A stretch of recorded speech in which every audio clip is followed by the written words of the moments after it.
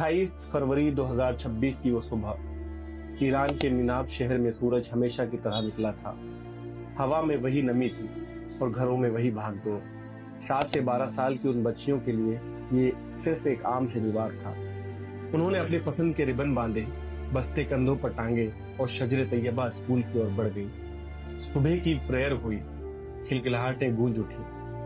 वे अपनी क्लासरूम की ओर बढ़ रही थी, शायद उस दिन के होमवर्क या लंच ब्रेक के बारे में बात कर रही हो।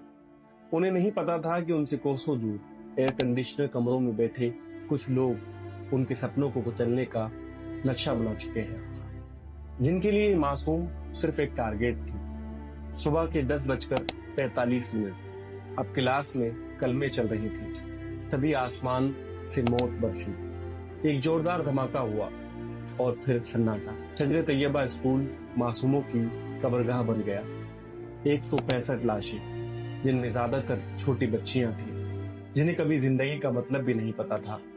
दुनिया के सामने जब इन मासूमों के खून से सनी तस्वीरें आई तो सफाई सामने आने लगी। इजराइल और अमेरिका ने कहा कि हमें नहीं पता था कि ये स्कूल है। कुछ ने तो ये तक कह दिया कि ये कोई मिलिट्री बेस था। लेकिन क्या सच को इतनी आसानी से दफनाया जा सकता है? अल जजीरा ने इन दावों की पोल खोलकर रख दी। पिछले 10 साल के सैटेलाइट डेटा गवाह है कि ये स्कूल पाक के सैन्य परिसर से पूरी तरह अलग था।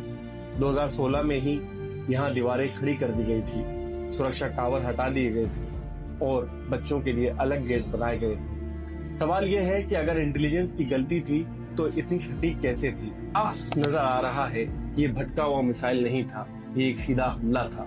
अंतर्राष्ट्रीय कानून कहते हैं कि युद्ध में बच्चों को ढाल नहीं बनाया जा सकता, लेकिन मीनाब की गलियों में कानून दम तोड़ चुके हैं।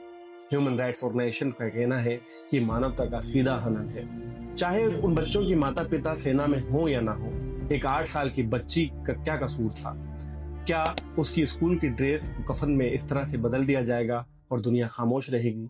आज मीनाब के उस मलबे में किताबें दबी हैं, पेंसिल टूटी पड़ी हैं और उन 165 परिवारों की चीखें जमी हुई हैं। रक्षा मंत्रालय के प्रवक्ता इसे अनजाने में हुआ हमला कहते हैं, लेकिन इतिहास इसे कत्लेआम के तौर पर याद रखेगा। जब तक ताकतवर मुल्क अपनी इंटेलिजेंस के नाम पर बच्चों की कब्रें खोदते रहेंगे, तब तक मानवता शर्मसार होती रहेगी। क्या दुनिया इन बच्चों को सिर्फ कोलेटरल डैमेज मानकर भूल जाएगी, या फिर कभी उन उंगलियों से हिसाब माना जाएगा जिन्होंने उस सुबह उस बटन को दबाया था जिससे ये धमाका हुआ? शुक्रिया।